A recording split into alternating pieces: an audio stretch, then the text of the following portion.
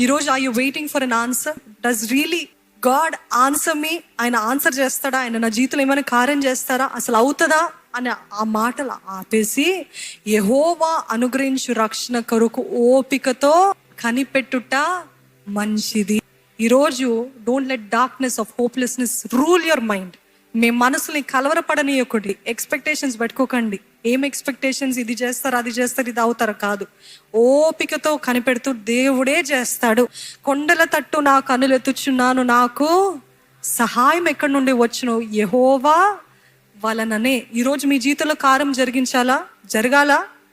మనుషుల వైపు, వీరి వైపు, వారి వైపు ఎక్స్పెక్టేషన్స్ ఆపేసి యెహోవా వైపు ఎక్స్పెక్టేషన్ పెట్టుకోండి. ఎందుకంటే ఆయన ఎక్స్పెక్టేషన్స్ డిసప్పాయింట్ చేసే దేవుడు కాదండి.